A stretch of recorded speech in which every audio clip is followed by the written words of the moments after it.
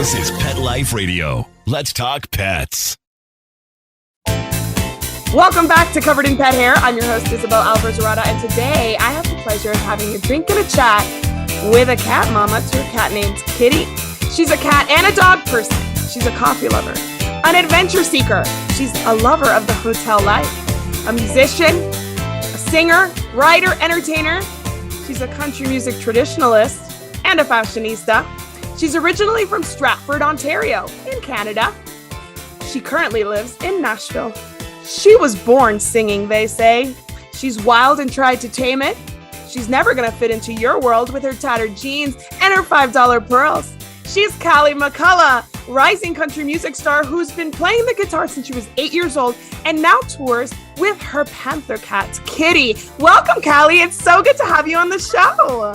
It's so good to be here. Thank you for having me. This is awesome. It's my pleasure. I was so excited to have you before I listened to 19 Cats and Counting. And then after I listened to your interview with Rita and Linda, I was like, oh my gosh, I cannot wait. And I listened to all of your music and I love, I love that you have like anthems, like the anthems to like, it's not you, it's me. Like you have like 2 breakup songs that are like epic. And then you have the one that After Midnight. That's like very Paris-y. Oh my God, I love that one. And then the best one for sure is $5 pearls. Thank you so much. Well, you're rocking like the Paris fashion right now. Anyway, oh my gosh, yes. Yes. We're celebrating today. This is the thing. We're celebrating today. And before I go any further, let me introduce our drinking game so that our audience can celebrate with us. So anybody participating in our drinking game today, anytime you hear this word, make sure you take a drink of whatever you're enjoying. But please make sure you're over 21 in the US. Never drink and drive and always drink responsibly. So what are you having today? Well, I was saying I'm actually double fisting because you can never have too much balance. So I have a coffee because I've got a show later. But I'm on a mocktail train. I was saying I got into the wine pretty heavily last night. So instead of Hair of the Dogging It, this is actually my new favorite mocktail, and it's San Pellegrino with tart cherry juice. And I'll show you. It's pretty interesting. Is it tart cherry juice supposed to be like good for your health? You're like having like a health drink. Yeah, I'm on a health kick. So my new obsession is buying because I used to buy like canned LaCroix and whatever, is buying like the full glass bottle of Pellegrino, and then you crack this at night with dinner and you drink it, and it feels like if you're on like a sober kick, yes, or just like every other night subbing the wine, it feels like you're pouring yourself a glass of wine all the time. But right now this is Trader Joe's and it's a tart cherry juice, so there's not really any sugar in it, and it just gives it something. So this has like been my afternoon like lunch beverage that I've been doing, or sometimes late at night, and I'll have people over. I'll be like, I'll make you a mocktail, or we can pop a wine. But right, I have a show later, so I have to drive there. Well, I have to pick up the kids in a few hours, but I'm celebrating today.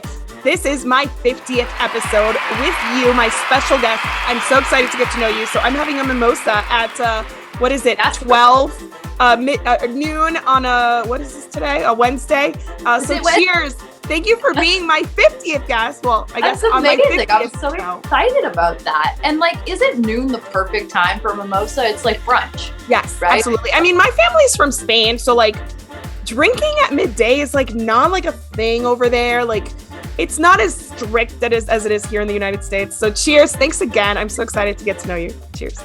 Yes, my days in Europe as well were like, you want to have a glass? Yes, I do. All day. I mean, if you're on vacation, especially, it's like, when are we starting and where? So anyway, I know that you're Canadian, and, sometimes it's surprising to know where people originate from, because like, you look at you and you think country music, she lives in Nashville. She's like probably from the South, right? Like South as in the US. So I'm actually going to play a game with you today about where people, dogs, and cats come from. And then we're going to talk a little bit about country music. And I hope you can teach me a little bit about country music. Do you think that works? I think so. Hopefully. All right. Hopefully I can. Yes. Okay. Well, just, if you don't mind, because I love country music. All of the best men in my life have been country music fans. So like, yeah, like it says something. If a guy likes country music, I feel like there's like a really nice soft spot like in his heart somewhere. He also probably knows how to change a tire and is like handy. Yes. Yeah. Well, that has been true. I'm not handy, so I'm always hoping that whatever guy of the current time might know how to fix things. Oh my gosh, for sure. My husband is 6'2". So like not only can he fix things, but he can reach tall things. And I'm like, oh my gosh, when he's gone, I'm like, how am I supposed to use a ladder? Like, I don't want to use a ladder. Step ladder, yeah. I know, I have one. I just prefer to use my husband. Like, hey, Chris, can you get that? So yeah, so this game is called Where Are They From? It's very, very simple. I'm going to tell you a country music star, a breed of dog, a breed of cat, and you're going to tell me where they originated. Oh, I'm going to lose so hard at this. Let's see. There's a few that are actually really surprising, and that's why I chose them for this game. So, all right, the first one, and I don't know that she qualifies as a country music star. Olivia Newton-John. Where is she originally from? Australia. She's not. She's British. She's from Cambridge, England. What? I thought she was Australian. I was so sure about that. I had no idea either, so I learned a lot from this. Okay. How about the Ragdoll Cat? Any idea where they come from? Japan? They're actually American. No, so one of my close friends just got a baby ragdoll, and I went to see him on Sunday. And he's so cute. He's so little. They're gorgeous. They're so beautiful. It's apparently a breed that was designed or developed, I guess I should say, in the 60s here in the United States. This one's tricky. The Australian Shepherd. Well, I'm going to say that it's not Australia, so maybe New Zealand. It's not. It actually is said to have come from the Basque region of Spain, which is like so random, but it's actually only being bred in the United States now, so it has nothing to do with Australia. Huh. I have a friend that's an Aussie doodle, but... Oh my God, an Aussie doodle? Oh my gosh. So cute, but super high energy. Not a good apartment dog. No.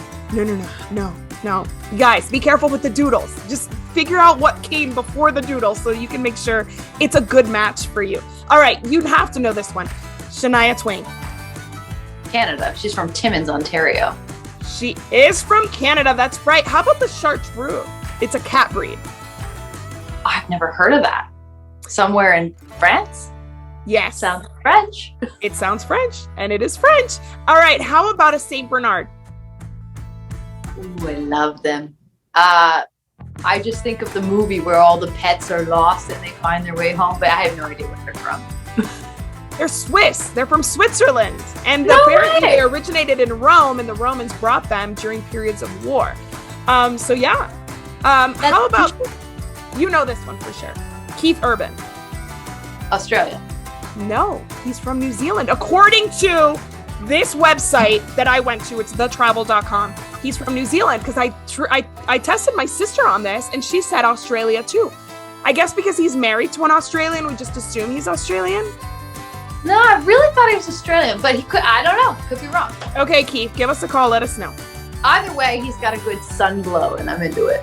Oh, you know what? Australia, New Zealand. I mean, doesn't matter. He's good to look at. He definitely, and listen to. He's wonderful. All right, the Siberian.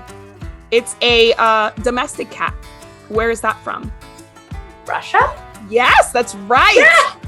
It has been all over the world since the 1980s, but it was developed as it's like from like an original just domestic cat in Russia. Okay, the Bichon Frise, which I don't know if that's the right way to pronounce that. I probably should have looked that up. Where does that come from? France? I thought so too. I could have sworn until I did this research that it was a French breed. It's actually from Spain. And there's apparently a place called Bichon in Tenerife, which is funny because my family's from Spain. I've never actually heard this. The reason that we think that they're French is because French royalty used to love that breed. So I think that's why we're like... Okay, Chris Cummings. Country music. Yes, he is from the East Coast of Canada. He is Canadian, absolutely. Okay, two more. The Bengal cat. We gotta go back. What made you pick out Chris Cummings? I don't know. I feel like he was the one that I knew more than like the others, because I'm not like, I like country music, I listen to it, but I'm not super good with names. Like, I just know that every time I listen to a country music song and I really like it, it's George Strait. But other than that, like, I don't really know much about country music. It's funny because Chris Cummings is sort of like in Canada had like a medium notoriety and like had done decently well in Nashville kind of many years ago, but was sort of like a little bit more of an obscure name. I just so happen to be a big Chris Cummings fan, but it's actually a pretty obscure name to pick out of the hat. So I was like, did you find that like in a like 10-year-old story of me like covering Chris Cummings music? That's so funny. No, I just was like, I feel like I've heard that name, so I'm going to use that one. That was it. But look at that. That's hilarious because it's so obscure. And actually, yeah, one of my friends like made a bunch of records with Chris Cummings. But yeah, interesting. Oh my gosh, so cool. Hey, Chris Cummings. That is awesome. Okay, next one, Bengal Cat. Any idea where they came from? Egypt?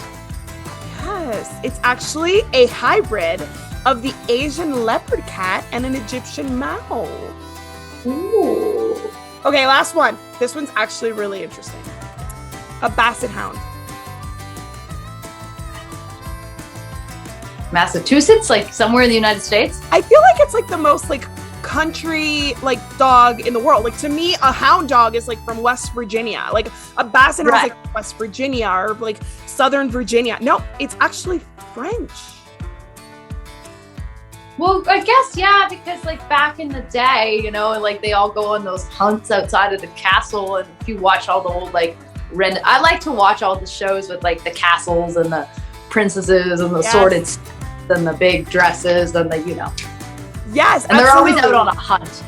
Well, and actually one was gifted to George Washington, and that's how they became like known after the American Revolution. Dog. Like, how crazy is that? With his wig. Yeah. His dog. I mean, I love, okay, so like what is cuter than like a baby basset hound that like their ears like drag on the floor and they like kick them when they walk? Like I always thought that was like quintessential Americana, and obviously they're Belgian and French, so not so much. But like any baby pet, like when it's a baby and it's just sleeping, it's just really... I know. I fostered baby kittens, like 4-day-old kittens where I had to like feed them every hour or 2 hours. It was a very big commitment, but it was super fun, and like I've never seen anything cuter in my life. They were like this big. They were like tiny. I know. Okay, so tell me about country music. Teach me about country music, because I always thought it was like a Southern American thing, but like we obviously have country music stars from all over the world. Canada has a huge country music scene. So like, teach me, is it American? Is it Canadian? Is it of the world? I mean, country music essentially started as almost like a fusion genre. And they always say that the first family of country music was the Carter family, which, as we know, is like June Carter, who ended up marrying Johnny Cash.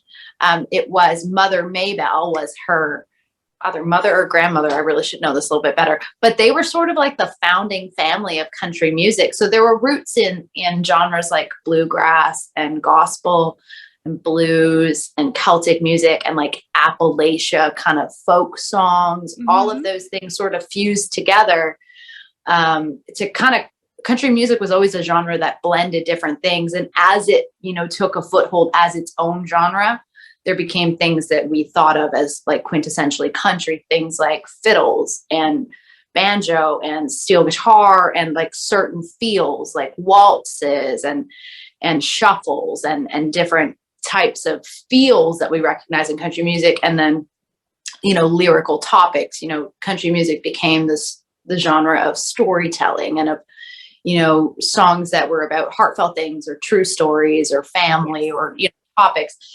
And then, so the roots of the genre are actually like pretty diverse sort of grassroots things coming together as a fusion genre. And that would be traditional country music. And then of course it grew, right? So this, you know, the 70s were a golden era of country music. 80s went a little bit like disco pop country. That was a little interesting. And then we all herald the 90s as like an absolute golden era of country music. Early 2000s, you've got like your Dixie Chicks, you know, 90s, you've got your George Straits and your Reba McEntires, you know, and then you've got your super old school country stars like your Kitty Wells, your Patsy Cline, your Johnny Cash, your Merle Haggard, George Jones. And those are people that really built the foundation of the genre that we think of. Like We have bending like hooks and licks that were just so quintessentially George Jones that many people modeled. And, we have songwriting like Dolly Parton. And we have, Patsy Cline singing those old shuffles and elements of even Western swing coming in there. And, as we went, the 90s were like, they actually thought it was pop country at the time, but now we think it was like the 90s were the best. And in the 90s, we had female stars, we had songs of like meaning. Early 2000s were great. You got your Dixie Chicks. And then around 2007, I don't even want to talk about it, but now this is my personal opinion. All of a sudden we got bro country and like pop country, which hurts my heart dramatically. So I'm a traditionalist. I'm a purist. And so we're sort of still coming out of the bro country. Now we're into the pop country as the mainstream of the genre. Right. There was definitively an era where we can all agree that the lyrical content and originality on country radio were at an all-time low. I think we're turning the curve on it.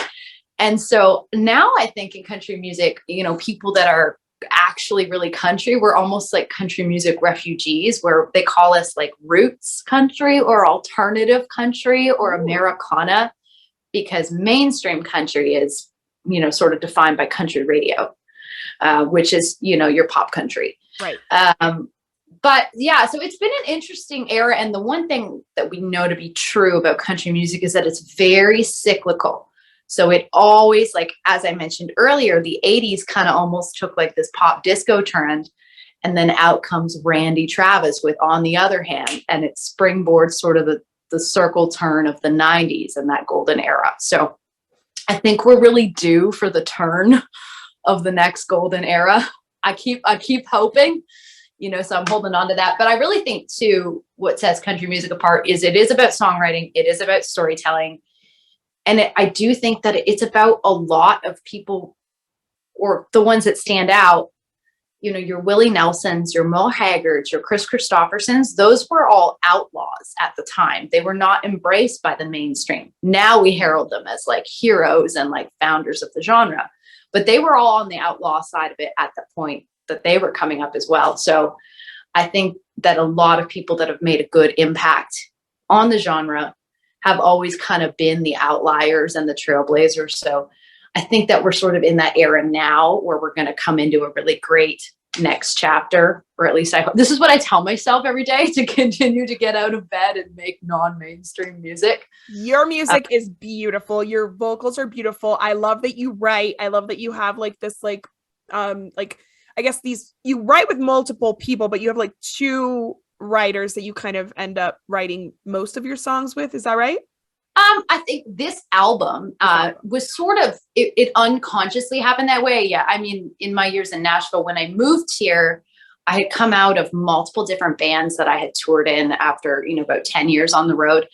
And I moved here and I wanted to really make my focus just honing my craft as a songwriter and focusing on becoming a better songwriter and taking the opportunity to write with as many different people as possible. So hundreds of different people, hundreds and hundreds of songs. But as I started to put together the album, it was really my first, step out as a solo artist. And the songs that ended up kind of rising to the top had all been written with the same two guys, actually, my good friend Scotty Kipper and Ryan Sorsad, both of whom were actually Canadian transplants to Nashville as well. But it was actually completely coincidental. And I think that too, sometimes you just get a great rapport and a great vibe. And there have been over history, many great like writing pairs. You think about like the Beatles, right? Or you think about, Simon and Garfunkel, different, which I coincidentally am wearing a t-shirt of, but like, I didn't think about that, but like just great writing pairs. And it was just, especially that era of life. And we all kind of met at the same time, all moved here at the same time. And I think had similar roots in the genre. Right. At the time that everything was really bro country and really pop country, I was over here being like, okay, I don't like that. This is what I'm doing. And, to sit in a room and write with people in Nashville, everybody's trying to get on the radio, everybody's trying to get a cut. And I'm going, well, I'm gonna write this stuff that I love. And we all know it's not likely going to end up on the radio as it sits. But both of these guys are good friends of mine. And they were like, listen, like, we dig this. Let's sit here and take the time to write these songs. So that is how those songs came to be and ended up forming the record. But yeah, I've written with so many different people, and that's been a great opportunity. But I think what was so interesting was that when you're young and you're a young writer, you're so, you're almost like a sponge who like takes in too many things. And through that process, I kind of lost my identity and then came back and found it again. It was like what I started with actually ended up being what I finished with. But I had this whole long detour of thinking, oh, I have to take in, and you learn a lot, but you also kind of take in a lot of things. Oh, this must be the way it should be done. And this is the way that Nashville says we should write a song. Let's put 4 people in a room for 3 hours and crank out a formulaic banger, only to come out the other side and be like, but I don't like those songs. So, maybe we'll get a case of wine and sit on the floor and see if we can write something that means something to us. But I love that. So it's an interesting process. It's a journey of finding your footing as a songwriter, and it's always, evolving the same way we all are as humans. Like we're all trying to figure it out, right? Right. Like what's today? And what's you tomorrow? also want to make a living. Your story reminds me of Shakira. Obviously, I'm sure you're familiar with Shakira. I started listening to Shakira when I was like 15. Her first album was very singer-songwriter, and to this day, it is the best album she's ever put out. And one of the things I love about country music is that it reminds me of music in Spanish, because I think the Spanish language lends itself to storytelling and to sharing emotion. And I feel like the English language doesn't always.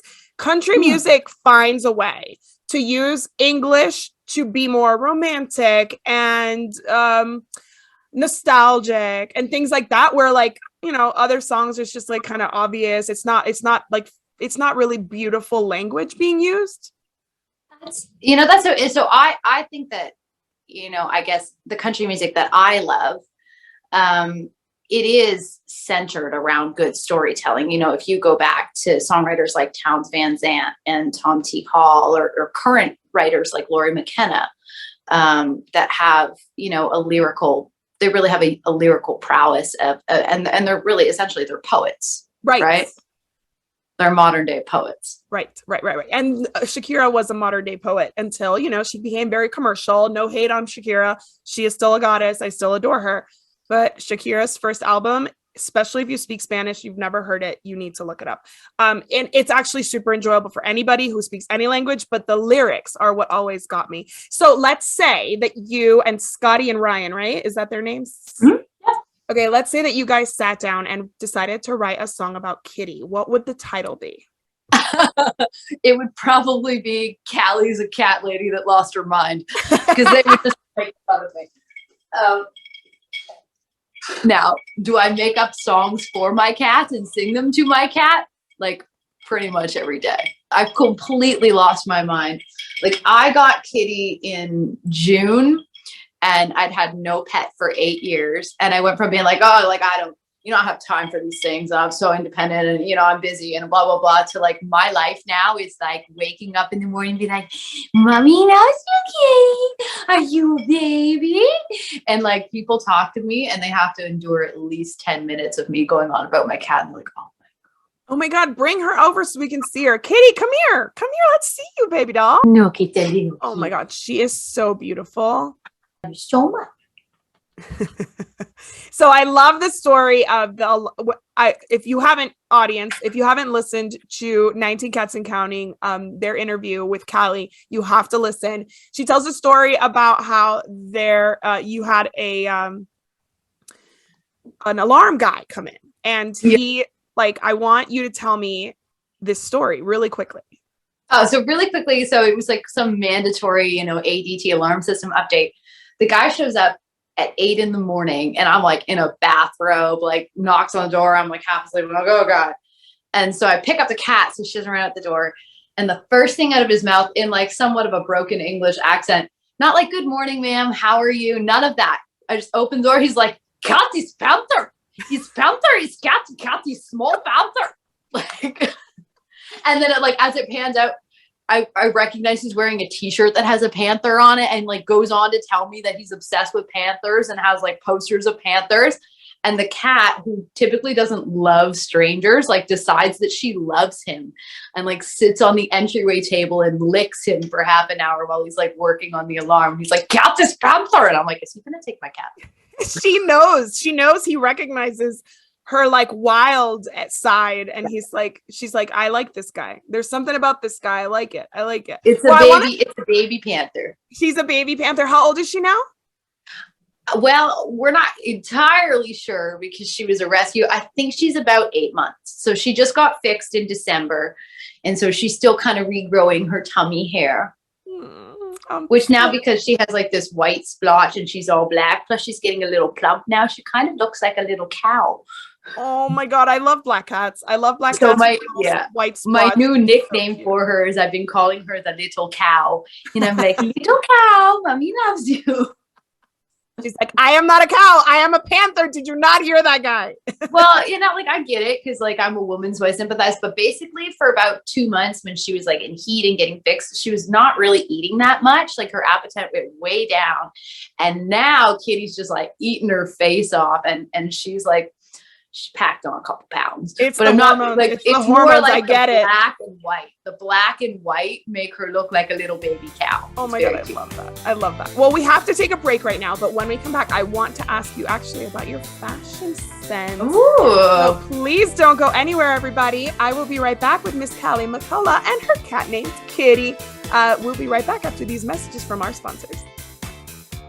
Welcome back to Covered in Pet Hair. I'm your host, Isabel Alvarez-Arata. Please forgive my voice. I am trying to get through it. I did not have Callie McCullough's super secret, awesome recipe for a tea that would have wiped this out. I learned it now, so hopefully in the future we won't have this situation happening. But thank you for joining us for my 50th episode of Covered in Pet Hair with the one and only Callie McCullough, who is a rising country music star, a country music traditionalist. She has beautiful, beautiful, beautiful, beautiful voice, beautiful lyrics. You have to check out her music. She has a YouTube channel. She's all over social media, but she also is a fashionista. And I am a fashionista myself, even though most days you'll just see me as like mom with dirty hair and like a mom bun. But Callie, saw on your social media a few outfits that I died for. One of them, I believe, was the Canadian Country Music Awards. You wore like this like evergreen, like, was it velvet or satin or both? It's like velvet. Yes. It's shiny velvet. It was everything. It was absolutely gorgeous. So that when I saw that, I was like, okay, we're talking fashion, because I never get to talk fashion because we usually talk pets, but we are going to play a game and it's called What Are You Wearing? Ooh. Well, today I went pretty basic on the outfit, but you know. And I love for your for the video, it's the $5 pearls. I love that little vintage dress you have on. Super cute. Thank you. Yeah, you have really good style. And I wonder, do you style yourself or do you have a stylist? A little bit of both. I do have a stylist that I love.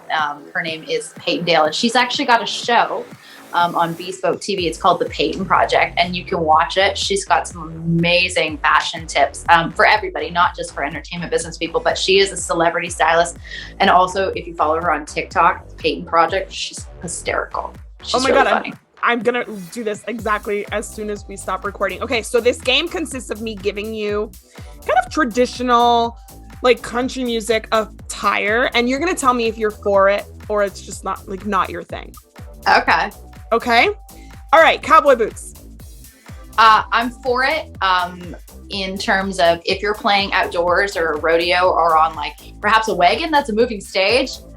My thing is like pointy toe stilettos. That's like a pointed toe stiletto to me is like a tennis shoe to someone else.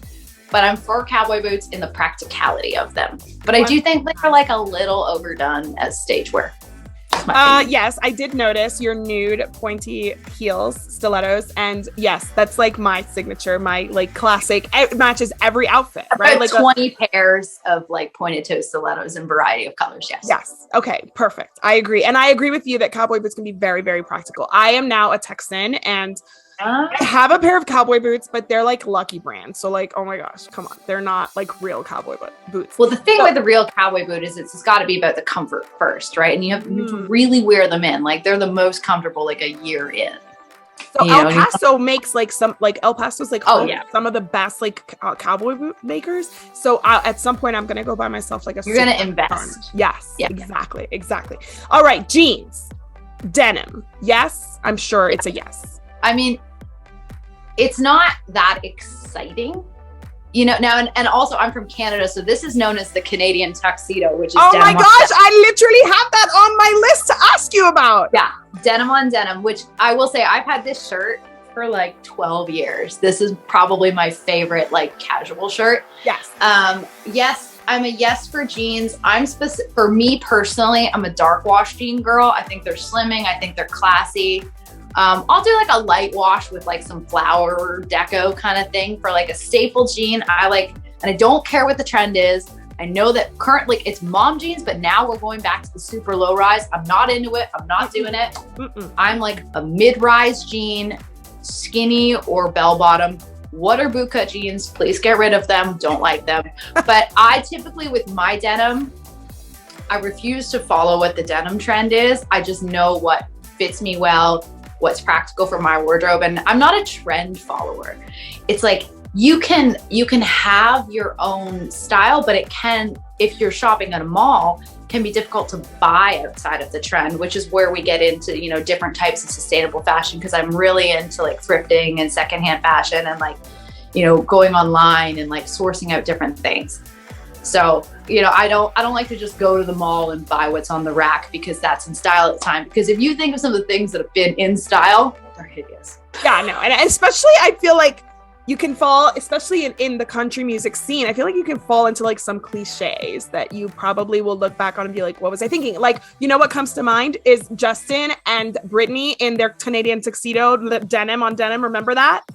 Like ages ago, it was when they were still dating. I mean, I know I'm dating myself right now, but they were still dating. There's a picture of them. They're wearing like denim hats, denim, like she's like in a denim jumpsuit. He's like in a denim like shirt and jeans. I think their shoes may even have denim on them. So yeah, like don't fall into the cliches. Do you have a favorite brand of jeans? Because I have to ask because I know I'm curious and I'm sure my audience would be. I've always had a favorite brand. So the ones I'm wearing right now are, they're Good American and they're the Good Legs Good American skinny jeans. But my like staple pair of jeans before these, I bought for like $30 at some obscure store. These ones I invested in a little bit more. These are more of like, they're tight and they're like stage jeans, right. And then I still have but I will thrift store jeans. I will get people will I have cousins that ride in rodeo and they have really cool decked out jeans and they'll give me hand-me-down jeans. And I'm pretty much, I don't have any, snobbiness with where I'll shop. I will shop anywhere. I will hunt for clothes anywhere. I'm always on the find of things that are unique and original. And I don't really follow the trend. I really have always been, since I was about 14, I was always kind of sniffing out my own sense of style, regardless of what was going on, which when you grow up in in the country in the middle of nowhere will totally just get you made fun of because I'm wearing faux fur coats at some redneck flannel school. People are like, oh my God. Okay, so are you a fur or no fur? I wouldn't, at this point, I would not buy fur because it just, I don't know. I think of the fluffy bunnies and I but I love the aesthetic of it. I have been photographed actually recently in a real fur coat. It was not mine. Right. But yeah, I don't own any real fur. I never owned any real fur. I have owned some faux fur, but it doesn't always last that long. But yeah, to me, I think of the bunnies, and but I'm not gonna throw any shade on anybody for it either. Right. What's interesting is there's some fur, people are wearing fur that their great grandmother had and has handed down. So, right. That I think is really cool, in the same sustainable fashion kind of a thing. Exactly. Would I go buy fur right now? No, I actually went to Alaska ages ago and we were in Anchorage and they have stores that are just all fur exchanges, right? And you walk in there and you walk out and you're I never want to see fur again because it's just so much of it. that it's kind of a turnoff. So like, it really has to be a special situation. I agree. How about sequins? Are you into sequins? Obviously. My like one of my quintessential like staple wardrobe items that I wore for years, and actually I've kind of retired them, but I had these before they were cool. I had gold sequin pants. Like before they were normal, I was like the first one of my crew to find them, and we shot them in a photo shoot like maybe like back in 2017, and Peyton, that was the first time I'd ever worked with Peyton. I was like, well, I have these really cool pants, but like, I don't know if they like fit my like artist thing. Is she was like, damn it, girl, you're wearing the gold pants. She's like, to you, gold pants are like jeans. Right. You know? Right. Because I've always been like a little fashion forward, you know? And I don't really, and I've always loved like Parisian fashion, and like, you know, if Carrie Bradshaw made a bluegrass record, that's what I look like. You know what's really funny? You're Callie, but I keep wanting to call you Carrie because I feel that from you. Like, I feel like you're like the country music Nashville version of Carrie Bradshaw. Well, I think fashion wise for sure. Although, and I was obsessed with that show forever. Now, are we going to talk about the disappointment of And Just Like That? No, because I only watched the first one. I was like, I can't. On so many levels, I can't. Like, I'm still watching it because of, you know, like the past affection. Right. And so it's comforting, et cetera, et cetera. But I have watched every episode of Sex and the City at least 6 times. Like but now, you know, after some like self-awareness and therapy, I'm like, man, she was pretty like melodramatic. Like, these were not like, I believe that I learned like relationship norms from that show as a teenager growing up, only to realize that like none of them were demonstrating healthy relationship patterns. None. And you know who my favorite is? Samantha. So like, that's one of the I love Samantha, why I can't get into the new show, but also like talk about like, I mean, healthy in some ways, unhealthy in other ways, right? Like Samantha, like she's like the ultimate, like, you know, liberated woman, doing what she wants when she wants and like killing it at life, right? I miss her terribly on the show, but at the same time, you're like, Samantha, like maybe not this guy or maybe not that girl. Like, so, you know what I mean? It's funny because, you know, aesthetically, I'm the Carrie, but in my friend group with the personality, I'm the Samantha. And I vote now, not in the promiscuity, but in the way that I will speak openly and just like my way that I attack life. I'm the Samantha of my multiple friend groups, but not so much in the promiscuity, but no judgment of it. No judgment. No slut shaming allowed. No. So I'm actually a Samantha too. I used to be told that I was a man eater in college. So I was always the Samantha because, you know, I don't know. I've definitely been called a heartbreaker. Like there may be like a trail of sad men behind me. No, you have a song about it where you're like, it's never easy. What's the song? What is? There's no good way. There's no good way to like. There's no good way to break a heart. Like, there's no good. Come on, there's no good way to do that. That resonated with me because I was like, gosh, I have been there, done that. Definitely. All right, next one, rhinestones. Yes, in the right way. Yes. I will say that I do sometimes have a knack for describing this. Like if I say to you that, you know, when I'm shopping and I'll come up with like a description of something in a flash, I'm like, is this good? Or does it look like grandma going to a Willie Nelson concert? Right? So if rhinestones look like she bedazzled it at home, no. I did recently an outfit that I filmed a big concert in, and I got a head to toe white fringe suit.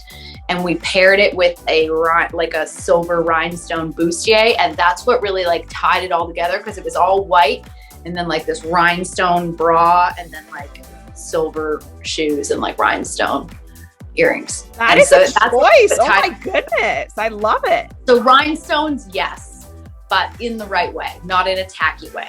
Okay. Sparsely. Cowboy hats. For me, no, because this hair.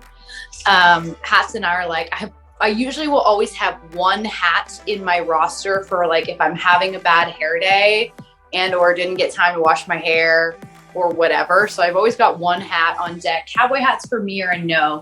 I toured in this cover band in Europe when I first graduated college, and they were obsessed with cowboy hats, and they made me wear a cowboy hat on stage. every night. And I thought it was the tackiest thing and I despised it. And it also just looks horrible with my hair. But cowboy hats, if they are one, like an authentic, high quality, good looking hat, and two, it's authentically, you know, your roots, your personality. Like if you look like you're putting on a costume, say goodbye. If you put it on and you own it and it looks like you, great.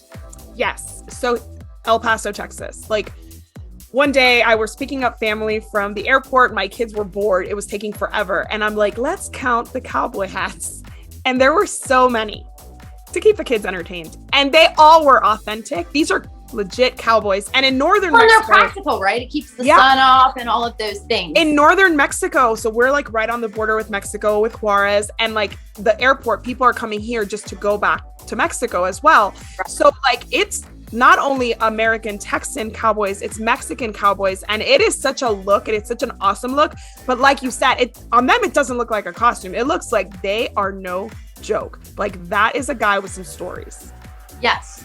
And that's, if you can own it and make it authentic, because like I think certainly in recent years of country music, there's definitely been a thing where people are like, oh, like I used to do rock.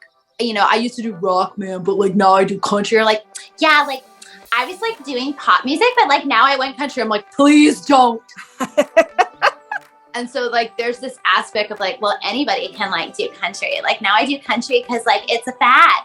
And like, it's just like, you know, like country's like really big right now. And like, don't you love the way the genres exploded? I'm like, no, I don't love what you've done to destroy. She doesn't, guys. She doesn't. Listen, that I love listen to the 19 Cats and Counting interview. She does not. She does not. So there is an aspect of like being like, well, like I'm just like put on a cowboy hat and like I'm so country now. I'm like, no.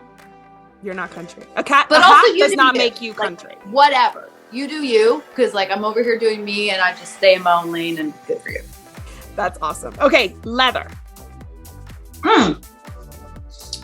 Like leather pants. I have faux leather pants, like which I get like pleather, like vinyl, whatever. I actually bought them in Canada because they were fleece lined and I was just really cold.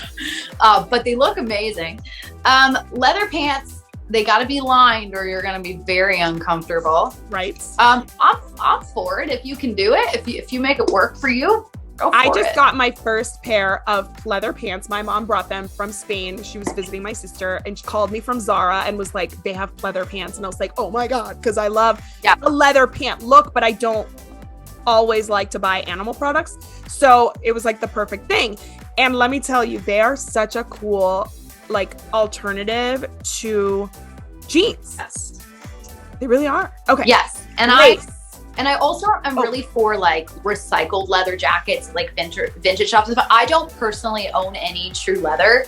And I more have like the pleather, vinyl, whatever, but like the aesthetic of whether it's real leather or pleather of like a great classic leather jacket or vinyl, pleather, whatever is something that's a staple of a wardrobe. I also like, you know, for like hot women, I think we all need like a leather pant vibe. Yes. But pleather for me, leather if it's whatever floats your boat. But yes, I'm for leather when it's done right. Okay, so just anybody who's new to leather pants, which I guess I was, if you go to a restaurant and you put your napkin on your lap, it's inevitably going to fall on the floor because like it's like a skating rink for anything that you put on your lap. But if somebody spills water on your pleather pants, you just roll right off. Yes, absolutely. A little washcloth and you're good to go. Yes, absolutely. I love that.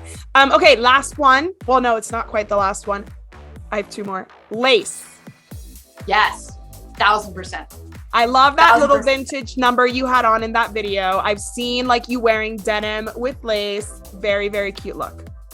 Yeah, 1000% I'm into lace. Yeah. Okay, last one. Cat hair. Well, I mean like as wardrobe? No, as in like all over your clothes all the time. So Kitty doesn't shed that much. That's so lucky for you. She's got like this silken, like Egyptian silky black fur. And she does like, I do let her sleep in bed with me. And so I wash the entire bed every week. White bed, black cat. So if she was a heavy shedder, I would know. She really doesn't shed that much. And I just love it. Yeah. It doesn't matter, right? Like at some point you're like, listen, she doesn't shed that much. And it is more like, it's, I guess, like just like allergies and like dander that like you want to stay at. Like, listen, I'm into things being clean, but like I love kitty. And it's black fur, so the only time you really have to worry about it is if you're wearing like white jeans. Which do you do white jeans? I do have a pair of white jeans. And I think, white jeans are summer for me. Yeah, for sure. Only summer. I do have a nice pair of like winter white pants, denim, but they like more look like trousers that I just got recently, and those are awesome for the winter. But yes, I mean, they're covered in dog hair all the time. Okay, so getting a cat was not really on your radar. It was kind of like something that happened. I'm not going to get into the story. You have to listen to or watch 19 Cats and Counting to get to the story of how she got her cat Kitty. But like, you weren't really looking for a cat at the time, were you? No, not at all. And I think I was starting to, because I was like recently single and I was living on my own for the first time. And I also wasn't traveling as much because we were still sort of in the COVID, just in between of like, whatever. And it had crossed my mind because every time I would go for a walk, and my friends will attest to this, we'd go for a hike and I'd be like, look at your puppy. And I'd go up to strangers, can I meet your puppy? And I'm like, hello, puppy. I love you so much. Like, I'm a psycho. And so all I do is like stalk people's dogs. Or like every time I had a friend that was going out of town, I'd be like, can I watch your puppy? Or like someone would have a pet. I'm like, can I go play with your puppy? Like I was like losing it. Yeah. That's a sign that you're ready. I needed something to love. So I was thinking in my mind, like, well, maybe I'll adopt a dog, And then the cat just sort of, little twist of fate, kind of fell into my lap. Cat needed a home. And I was like, I'll take the kitty. And then I, sort of returned to my cat lady self that I had been as a child and a teenager when I had my childhood cat. Oh. So it was like coming back to oneself. I'm like, this is who I truly am. I'm a cat lady. You opened a portal there. You were like, I think I need a pet. And there the pet found you. So because Kitty found you, has it been like a hard adjustment to having a cat from like going from 0 to 60? Not at all. I was like within a day. I will say that she did come with fleas. And so that was a challenge in the South in the summer, and it took some time. Yeah. But no, I'm at the time too, I had a pretty light schedule and I was really just in the studio cutting demos and songwriting. And I was mostly home, and I spent most of last summer just kind of recovering, and I was like getting the sun tan and just like going for long walks and meditating and living the good life. So Kitty came at the perfect time at my life, and I really had all the time in the world for her, and the cat became my life. Right? Like my awesome. Life was just like, he's so cute for hours every day. That is so cool. So another thing that you have, it's faded. I mean, obviously the story is faded. You and Kitty are faded, but you also got a cat that like does well traveling. She tours with you. Like, tell me about that. How does that work? So Kitty, like I've learned a few things about it, because I think a lot of people, they only put their pet in the car when they're going to the vet. So the pet has the association of something scary is going to happen. Is there a needle? Is there a nail clipping? Is there pain? Is there like scary place? Don't like it. And so obviously the first time I brought Kitty home, she was freaking out and she was in her crate. And so the very first time I drove her to Canada, so it was a 14-hour drive, and actually my little cousin Hillary was with me. And she had said, if you let her out of the crate, she'll be happier. So much. And I think as like women will understand this. If you lock me in the cage, I'm not going to be happy. Right. So I had the car packed. And so what I've learned is that, I mean, I have to put her in the crate to get her in and out. Right. Especially if I'm smuggling her into hotels and not paying the pet fee, which I totally do.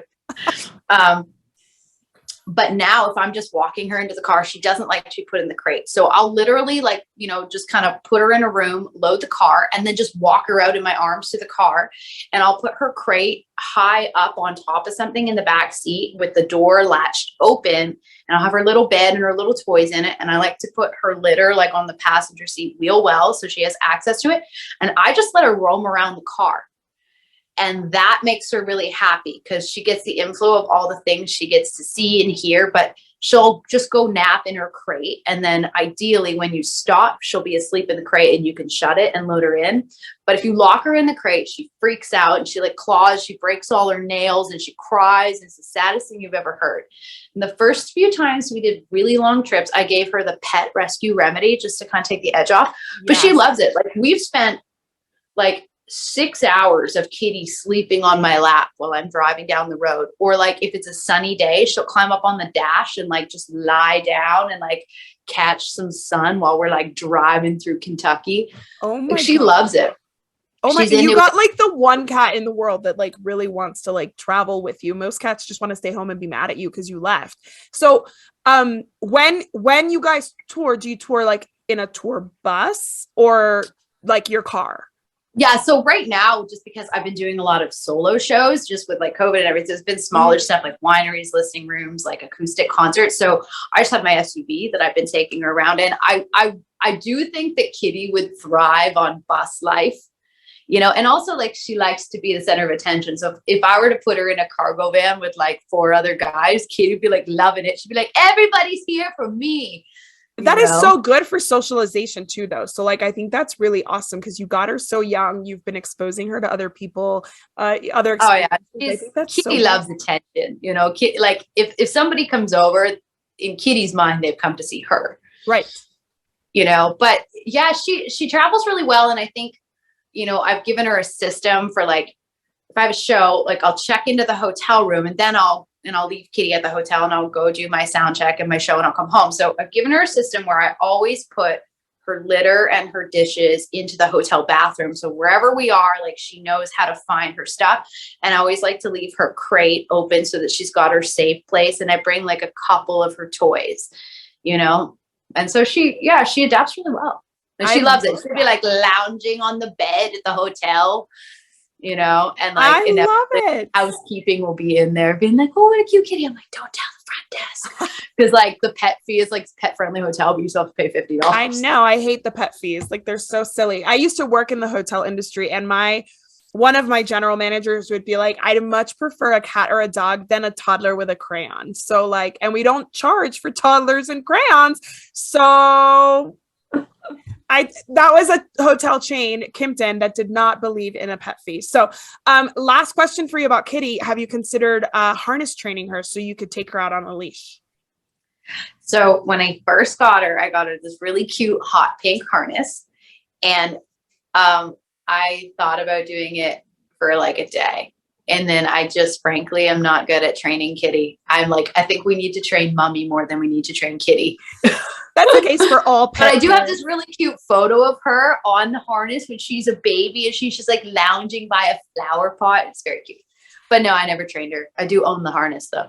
Oh, well, you know what? That's something you should talk to Rita and Linda about because I actually don't know what their stance is on whether we should or should not be walking cats on harnesses. She did say that harness training would be good for me, for Kitty with the traveling. They were like, have you harness training?